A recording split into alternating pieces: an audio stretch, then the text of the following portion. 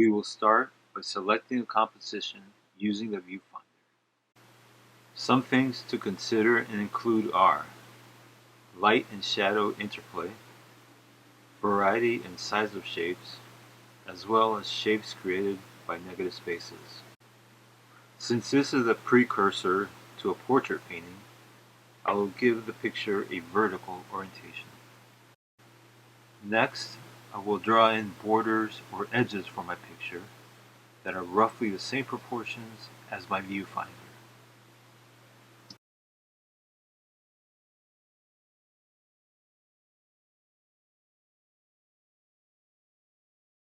Also, like on my viewfinder, I will draw crosshairs on my picture plane. These will help in accurately placing objects within my composition.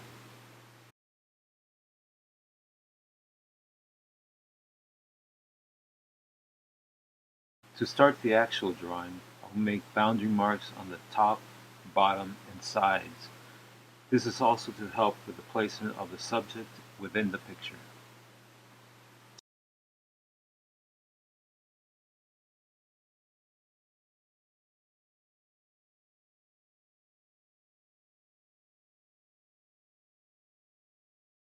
Using my boundary marks and crosshairs as reference, I will begin lightly sketching in my drawing, holding my pencil loosely and making lots of lines. At this point, I am looking at negative shapes, trying not to focus on the object itself, but instead on the spaces around it, the negative space. I am also squinting to avoid details and to better see lights and darks as well as shapes. Also remember that shadows are shapes as well. I am also checking angles in my drawing to see how they compare to angles on my subject. Once you have sketched in your negative shapes, you can start on the positive shapes, or shapes in the object itself. One way to think about it is where the negative space meets the positive space is where you should be drawing your line. Our purpose in this first step is to sketch in a general outline. We should not be too worried about mistakes or getting things right. We will be making corrections in the next step. For now, we just want to work as smoothly as possible without stopping and just get a general impression of the subject down on the paper.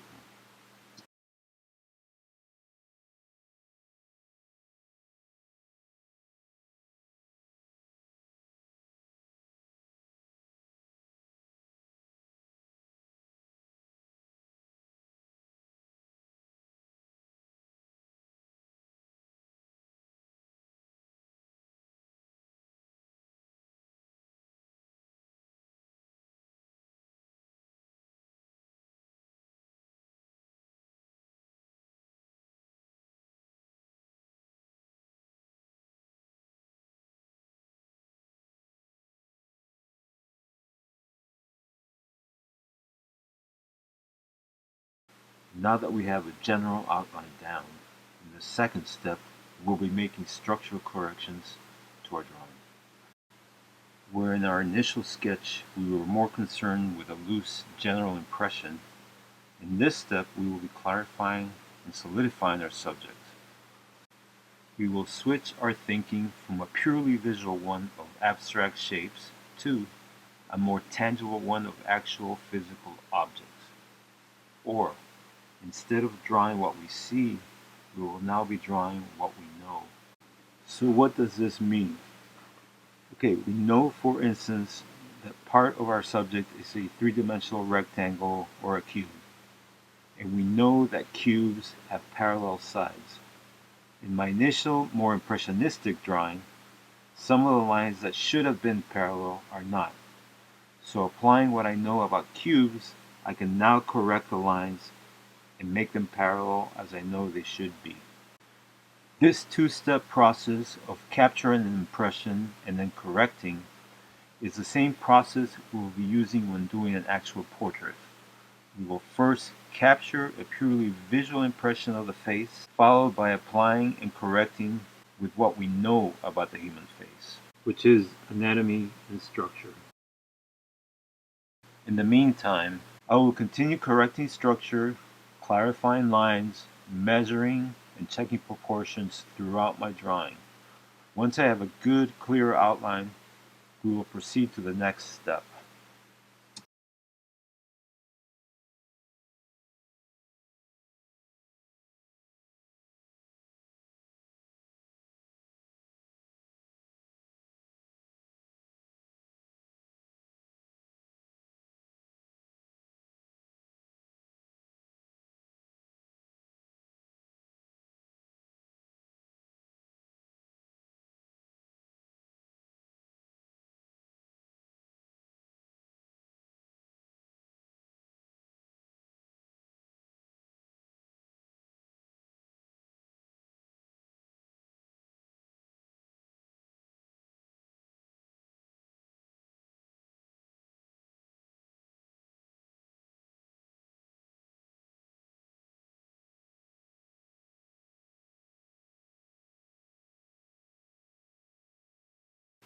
Sometimes we might end up with a few too many lines or maybe overly dark lines and make our drawing unclear.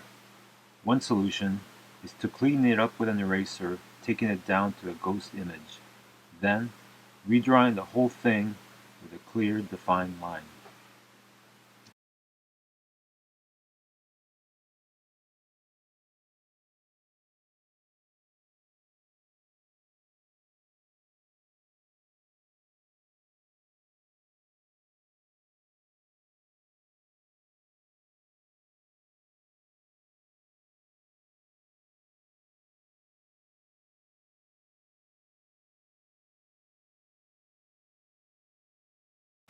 The next step in our drawing will be to add value, or shading as it's sometimes called. Before we move into that, we are going to make a value scale. A value scale is a very useful tool that will be of great help to us in determining values or tones in our drawings and paintings. A value scale is an organized system for showing the gradual changes of tone or value from light to dark or dark to light. In nature, this gradation is continuous and contains an infinite variety of tones. In painting, photography, and other visual arts, an abbreviated version of the continuous scale has been developed and used over time. Most common is a 9-step scale, with number 1 as the lightest tone and number 9 as the darkest. For the number 1 or lightest tone, we will use the color of the paper. We will use a charcoal pencil and compressed charcoal to fill in our value scale. We will begin by filling in step 9, the darkest tone, with compressed charcoal. Next, we will fill in the exact middle tone, or value 5. Trying to render a middle tone accurately can be tricky even for an experienced person. For the sake of saving time, I would recommend printing out a scale off the internet and working from that. You can also work directly from a screen if you don't have a printer. I will fill in value 5 using my charcoal pencil, cross-hatching it in. Cross-hatching is basically just drawing parallel lines very close to each other to create a tone. You can then draw them in the opposite direction or cross-hatch it. This will make the tone darker. At this point, you might be tempted to start rubbing the charcoal to make things go a little bit faster. But just for this exercise, I would ask you to avoid doing that and continue using the cross-hatching method to fill in the boxes.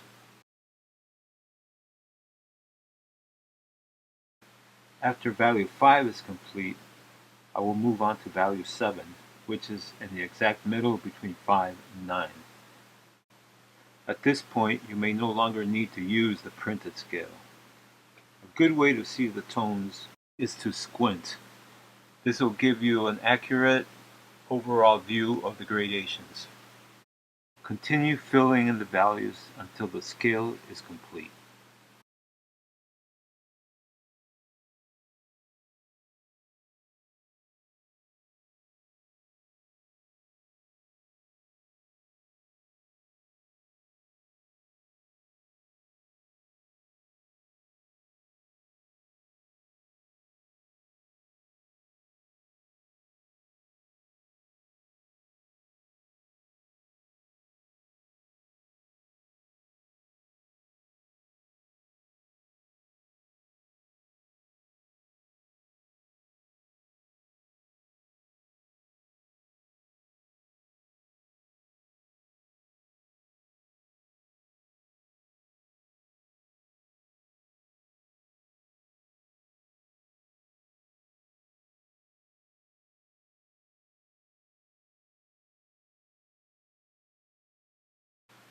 To use the value scale, first I will look at my subject and pick an area or shape of tone to reproduce in my drawing. In this case, I will choose the main rectangular plane in the center of the composition. I will compare its tone to my value scale and identify approximately where it falls within the scale. In this case, it seems to be a value 5 or 6. Then I will lightly draw a number 6 on the corresponding plane in my drawing. Next, I'm going to move on to the cast shadow on the bottom box. This one seems to be about a 4 or a 5. I'm going to call it a 5. I will then draw the corresponding value number on my drawing. I will continue to match shapes with value numbers throughout my drawing.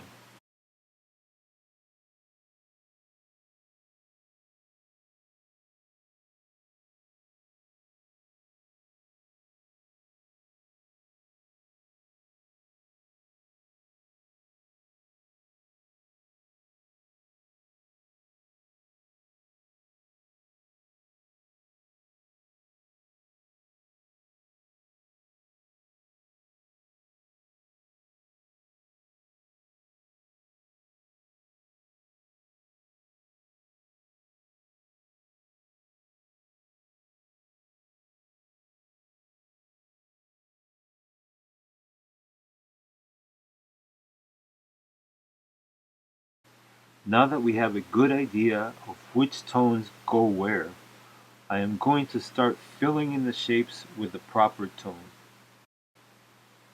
I will start with the cylinder shadow, which is about a 4 or a 5 tone. To make the cylinder feel more round, I'm going to apply the crosshatch following the form or contour of the cylinder, using a curved stroke.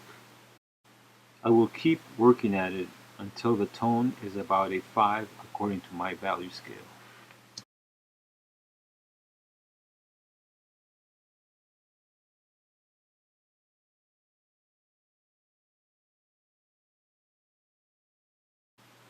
Next, I will move on to the cast shadow, working until I get close to where my value should be. In this one, about a value 5.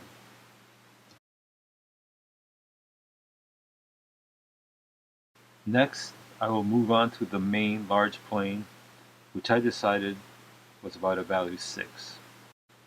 Since this is a slightly darker value, I'm going to use the side of my pencil in order to get it darker a little quicker. After this, I will continue working on the rest of the drawing, filling in values.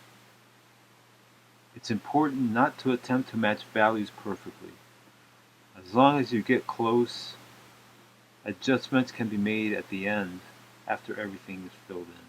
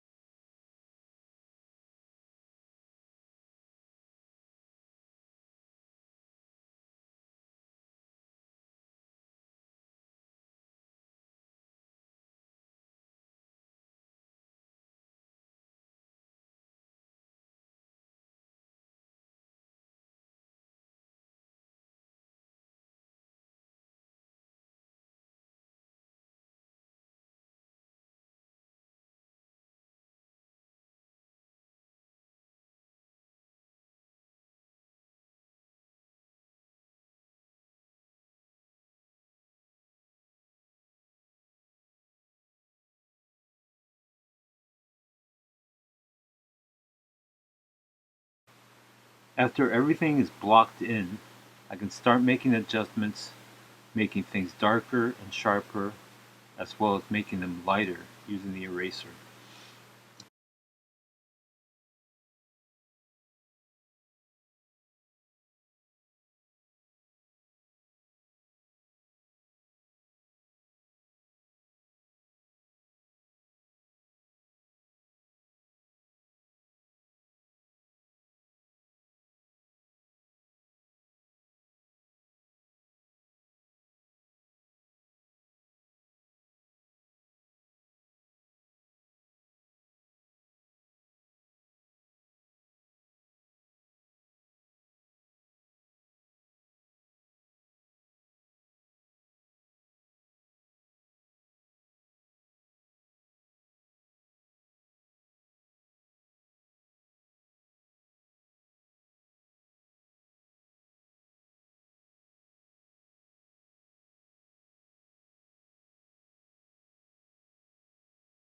It could keep on going, but I'm going to stop for now. I would like to point out a couple things that have occurred in our drawing that will most likely show up in our future work. First, notice that this plane, even though it has not been lightened or altered at all, appears to be lighter or of a higher value than the equivalent value on our scale. This illusion is caused by the fact that this plane is surrounded or juxtaposed by darker tones, thus making it appear to be lighter. This is something to be aware of, as chances are you will be seeing it frequently. Another thing that has happened in our drawing, and that we should take note of, is the majority of the values are in the middle areas, or the middle tones. There are very few extremely light and almost no extremely dark tones. The majority of the picture exists in the middle. This is another thing to consider, especially as we get into painting and color. This is the end of this video. Thanks for watching, and I hope it was helpful.